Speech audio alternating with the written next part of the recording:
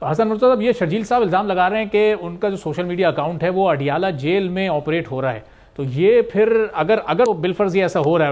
اور شرجیل صاحب کی یہ اطلاع یا خدشہ یہ صحیح ہے، تو پھر یہ تو ایک بڑا سوالیہ نشان حکومت پر، انتظامیہ پر بھی بن جاتا ہے کہ جیل میں قید ایک شخص کے پاس کیسے یہ سہولیات موجود ہیں کہ وہ وہاں سے اپنا سوشل میڈیا اکاؤنٹ رن کر رہا ہے۔ دیکھیں، میں نہیں سمجھتا کہ اتنا بڑا کوئی انتظام جو ہے وہ ٹی وی کے تحت کے بغیر کسی ثبوت سے لگا رہا ہو، یقیناً ان کے پاس ثبوت بھی ہوں گے تبھی وہ بات کر رہے ہیں۔ اور پھر اگر یہ مطالبہ میرا نہیں خیال کہ نجائز ہے کہ ایک ملک کے اندر دورہ قانون نہیں ہونا چاہیے کہ ایک طرف تو قیدیوں کو یہ سہولتیں میسر نہ ہوں کہ وہ وہاں پہ نیٹ یوز کر سکیں یا وہاں پہ ذاتی پرسنل ٹیلی فون رکھ سکیں یا اس قسم کی کوئی سہولت نہیں ہوگی، اور اگر کسی پاس تو ہے تو وہ کیوں ہے، وہ نہیں ہونی چاہیے۔ اور پھر خان صاحب تو خود بھی یہ کہتے ہوتے ہیں کہ میں اتنی بات لوں گا، میں یہ کر دوں گا، میں وہ کر دوں گا۔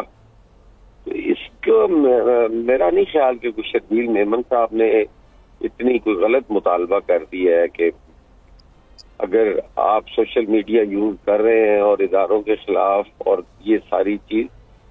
دیکھیں ہم نے جمہوریت کا مطلب یا آزادی رائے کا مطلب یہ ہرگز نہیں ہے کہ آپ کو جو جی چاہے آپ کہہ دیں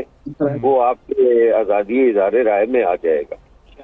کچھ نہ کچھ ہمارا ملک ہے، اس کو باقی ممالک میں کیا یہ آزادی ہے؟ چائنا بہت ترقی کر گیا ہے کیا؟ اگر تو یہ سب جیل سے ہو رہا ہے واقعی، تو پھر یہ آپ کے لیے، آپ کی پارٹی کے لیے بڑی حیران کن صورتحال نہیں ہے کہ اس وقت کوئی پاکستان تحریک انصاف کی تو حکومت نہیں ہے یا جیل کا انتظام ان کی پارٹی کے تو ہاتھ میں نہیں ہے، اس کے باوجود اگر یہ ہو رہا ہے تو پھر یہ ممکن ہونا، یہ تو بڑی حیرانگی کی بات ہے۔ یہ بالکل حکومت کے لیے بات ہے، حکومت کو جو ہے اس پہ خود سے اقدامات کرنے چاہیے، اداریوں کو نشاندہی نہیں کرنی چاہیے ایسے چیزوں کی، حکومت کو پتہ ہونا چاہیے، بلکہ ہمارے جو ادارے ہیں یہ ان کے علم میں ہونا چاہیے۔ جیل حکام جو ہے اسے دیکھنا چاہیے کہ یہ کیا ہو رہا ہے، کون کر رہا ہے، یہ الزام لگ رہا ہے، تو یہ ہے اس کی۔ ٹھیک ہے۔